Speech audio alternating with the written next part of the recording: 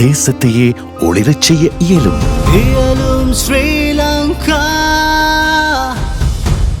வணக்கம், இது ஐபிசி தமிழின் இன்றைய மதிய செய்திகள்.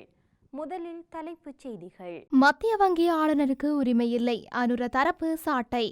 சஜித்தை பகிரங்க விவாதத்திற்கு அழைத்தார் சுயாதீன வேட்பாளர்.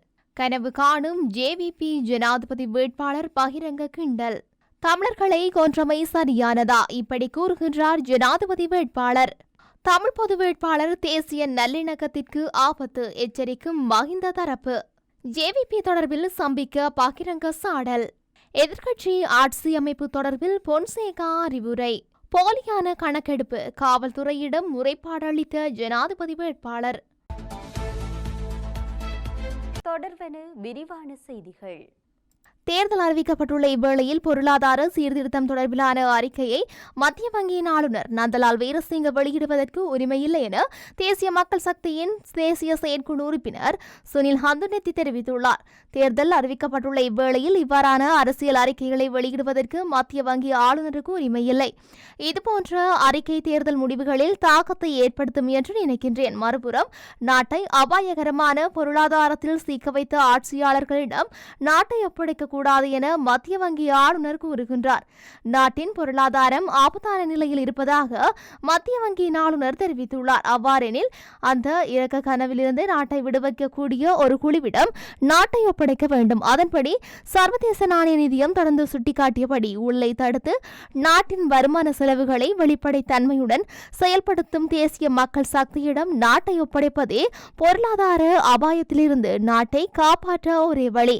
ஏனென்றால் ஊழலை தடுக்க தற்போது சட்டங்கள் உள்ளன, ஆனால் அவை செயல்படுத்தப்படவில்லை. நாட்டின் பொருளாதார மந்த நிலைக்கு யார் காரணம் என்று நீதிமன்ற தீர்ப்பில் குறிப்பிடப்பட்டுள்ளது. இவ்வாறானதொரு பின்னணியில் இந்த அமைப்பை தொடர்ந்து செயற்படுமாயின் நாட்டின் பொருளாதாரம் வீழ்ச்சியடையக்கூடும் என மத்திய வங்கியின் ஆளுநர் சுட்டிக்காட்டியுள்ளதாக நான் கருதுகின்றேன் என்றார்.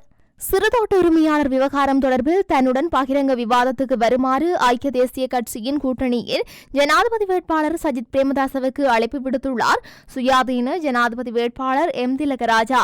ஒரு ஜனாதிபதி வேட்பாளர் என்ற வகையிலேயே சக ஜனாதிபதி வேட்பாளர்களுக்கு இந்த சவாலை விடுக்கின்றேன் எனவும் மலேக அரசியல் அரசாங்கத்தின் தலைமை ஒருங்கிணைப்பாளரான அவர் குறிப்பிட்டுள்ளார். சிறுதோட்ட உடைமை என்ற எண்ணக்கருவை சஜித் பிரேமதாசவுக்கு சொல்லிக் கொடுத்ததே நான் தான். 2019 ஜனாதிபதி தேர்தலின் போது கொத்மலி பகுதியில் நடைபெற்ற கூட்டத்தில் தோட்ட தொழிலாளர்களுக்கு நாள் சம்பளமாக 1500 ரூபாய் வழங்கப்படும் என சஜித் உறுதியளித்தார். பின்னர் ஹேட்டனில் நடைபெற்ற கூட்டத்தின் போது இது பற்றி அவரிடம் வினவினேன். நடைமுறை சிக்கல்களை சுட்டிக்காட்டினேன். பிறகுதான் 1500 ரூபாய் வருமானம் பெறுவதற்கு வழிவகுக்கும் சிறுதோட்ட உரிமையாளராக்கப்படுவார் என்ற அறிவிப்பை அவர் விடுத்தார். அதற்குரிய வழிகாட்டலை நானே வழங்கியிருந்தேன். தற்போதும் அதே நிலையில்தான் சஜித் இருக்கின்றார். அடுத்த கட்டம் நோக்கி அவர் செல்லவில்லை. கடந்த தேர்தலில் வழங்கப்பட்ட உறுதிமொழிகள் சிறு மாற்றங்களுடன் வந்தன. தென்பகுதி மக்கள் எவ்வாறு சிறுதோட்ட உடைமையாளர்களாக இருக்கின்றார்களோ அதுபோல எமது தொழிலாளர்களை மாற்ற வேண்டும், மாறாக முதலாளிகளாக போகின்றோம் என கூறி சிங்கள மக்கள் மத்தியில் தவறான பிம்பத்தை ஏற்படுத்தக்கூடாது. தனது தேர்தல் விஞ்ஞாபனம் ஓரிரு நாட்களில் வெளியிடப்படும் எனவும் திலகராஜா குறிப்பிட்டுள்ளார். அனுரகுமார வெற்றி பெற்றால் நாடாளுமன்றத்தை கலைப்பது, காபந்து அரசாங்கம் ஒன்றை அமைப்பதற்கு அவர்களுக்கு நாடாளுமன்றத்தில் ஆசனங்கள் இல்லை. அதனால் ஜேவிபி அரசாங்கம் அமைப்பது சாத்தியமில்லை. அதே நேரம் அவருக்கு எதிராக குற்ற பிரேரணை ஒன்று கொண்டு வந்தால் அது தொடர்பான விசாரணை முடிவடையும் வரைக்கும் நாடாளுமன்றத்தை கலைக்கவும் முடியாது என ஜனாதிபதி வேட்பாளர் விஜயதாச ராஜபக்ச தெரிவித்தார். எதிர்வரும் 21ஆம் தேதி இடம்பெற இருக்கும் ஜனாதிபதி தேர்தலில் அனுரகுமார திசாநாயக்க வெற்றி பெற்றால் அவர் எவ்வாறு தற்காலிக அரசாங்கம் அமைப்பது என்ற கேள்விக்கு பதிலளிக்கையிலேயே இவ்வாறு குறிப்பிட்டார். ஜனாதிபதி தேர்தலில் போட்டியிடும் யாராவது ஒரு வேட்பாளர் எதிர்வரும் 21ஆம் தேதி வெற்றி பெற்றால் அவர் ஜனாதிபதியாக பொறுப்பேற்றதன் பின்னர் நாடாளுமன்றத்தை கலைக்கும் அதிகாரம் அவருக்கு கிடைக்கின்றது. அவ்வாறு அவர் பாராளுமன்றத்தை கலைத்தால் தற்காலிக அமைச்சரவை ஒன்றை அவர் அமைக்க வேண்டும். அவ்வாறு இல்லாமல் அடுத்த வருடம் செப்டம்பர் 1ஆம் தேதி வரை நாடாளுமன்றத்துக்கான காலம் இருப்பதால் அதுவரைக்கும் நாடாளுமன்றத்தை அவ்வாறே கொண்டு செல்லவும் தெரிவு செய்யப்படும் ஜனாதிபதிக்கு முடியும். அதே நேரம் நாடாளுமன்றத்தில் இருக்கும் உறுப்பினர்களில் அதிகமானவர்களின் விருப்பத்துக்குரியவர் என ஜனாதிபதி நினைக்கும் ஒருவரை பிரதமராக்கும் அதிகாரம் ஜனாதிபதிக்கு இருக்கின்றது. ஏனெனில் அடுத்த நாடாளுமன்றம் வரைக்கும் நாட்டில் அமைச்சர் ஒன்று இருக்க வேண்டும் என்றார். ராணுவத்தினருக்கு எதிராக சர்வதேச அரங்கில் முன்னெடுக்கப்பட்டுள்ள செயற்பாடுகள் அனைத்தையும் நிராகரிக்கின்றோம். ராணுவத்தினர் மீது சுமத்தப்படும் பொய்யான குற்றச்சாட்டுகளை முடிவுக்கு கொண்டுவர உண்மையை கண்டறியும் ஆணைக்குழுவை ஸ்தாபிக்க வேண்டும் என சர்வஜன சக்தியின் ஜனாதிபதி வேட்பாளர் திலீப் ஜெயவீர தெரிவித்துள்ளார்.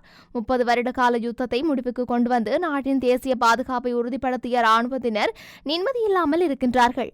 நாட்டுக்காக உயிர் தியாகம் செய்தால்தான் அரசியல்வாதிகள் இன்று சுதந்திரமாக மேடை போட்டு தேர்தல் பிரச்சாரம் செய்கின்றார்கள். ராணுவத்தினர் மீது முன்வைக்கப்பட்டுள்ள குற்றச்சாட்டுகள் அரசியல் நோக்குடையது. முன்வைக்கப்படும் குற்றச்சாட்டுகள் ஏதும் இதுவரை நிறைவேற்றப்படவில்லை. ஆகவே ராணுவத்தினர் மீது முன்வைக்கப்பட்டுள்ள குற்றச்சாட்டுகளை முடிவுக்கு கொண்டுவர வேண்டுமாயின் உண்மையை கண்டறியும் ஆணைக்குழுவை ஸ்தாபிக்க வேண்டும். ராணுவத்தினர் சென்று கௌரவமாக வாழவில்லை. பொருளாதார பாதிப்புக்கு மத்தியில் பல்வேறு நெருக்கடிகளுக்கு முகம் கொடுத்துள்ளார்கள்.